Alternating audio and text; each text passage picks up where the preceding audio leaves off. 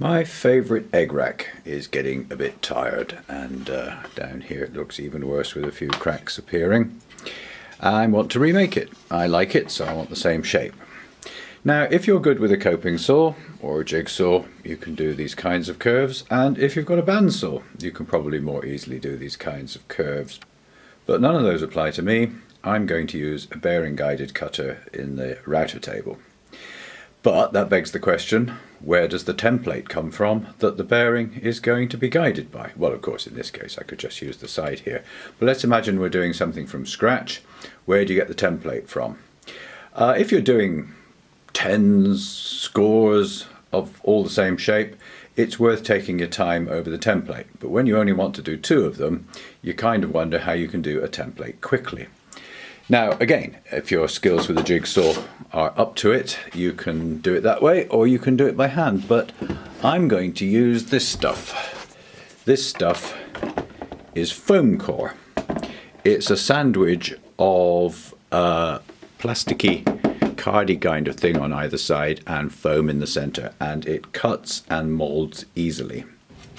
You get Fome-Cor from graphic suppliers or from model shops. It's used by people for mounting photographs or constructing models, 3D models, architectural models, buildings for example. You can get it in various thicknesses from about 1/16 of an inch up to, I believe, 1/2 inch.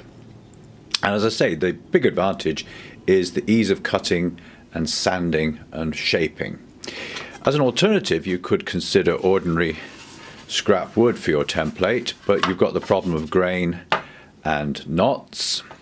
You could consider MDF, but that is poisonous stuff to sand, route or cut, literally poisonous. You could consider hardboard, but that's also pretty difficult to cut and quite unpleasant to sand as well. So I think Fome-Cor is going to work out. Let's give it a go. Okay, well, with the aid of the French curves from the old drawing set and plenty of eraser, I've sketched out the curve I want, and now I need to cut that. What I'm going to do is cut it roughly and then sand it to the shape I want. But if you were going for a cut to the exact template that you're after, you need a very, very sharp knife. If you use a blunt knife, you get what's called pilling. The core of foam starts to roll up instead of being cut.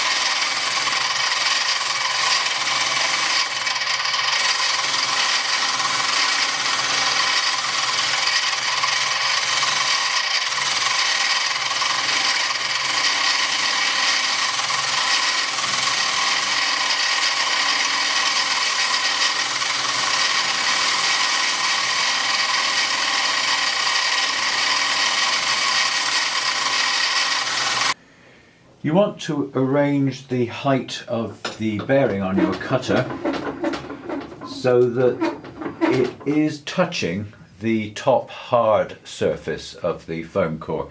You don't really want to be rolling the bearing over the foam exclusively.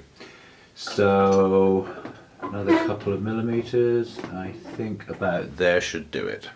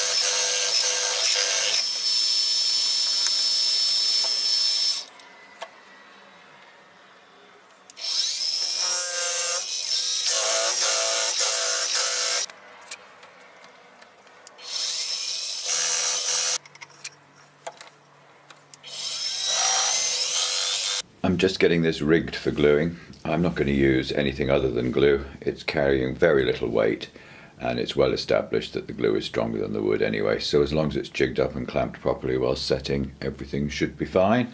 I've got a spacer block under here. Might look a bit high, but if you put small legs in, they're going to drop nearly all the way down, so it needs a bit of height there. I used another couple of spacers here to put the top tray in position and glue that. And having done the two easiest glue ups, or four, the time has come to do the awkward one because of the shape here and the back, but I'll have to mark up where that's going to be glued and scrape the Danish oil that's on all this old scrap timber I've been using for the past year off before I glue it.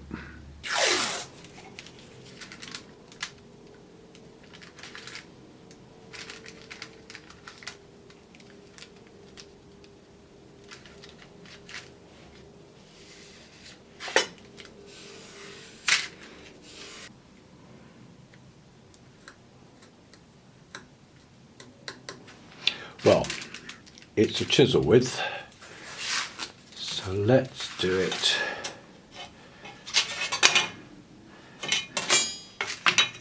like that.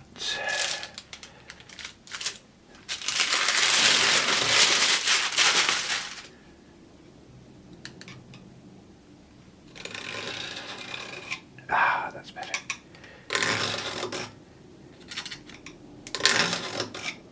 Excellent plan. Well, nothing went dreadfully wrong. Ideally, I would have liked this part here to be a little tighter. With hindsight, what I should have done is to clamp across here with some rectangular blocks, and then that would have permitted me to clamp across here. But it's not too bad. And I've added some Danish oil to the untreated surfaces.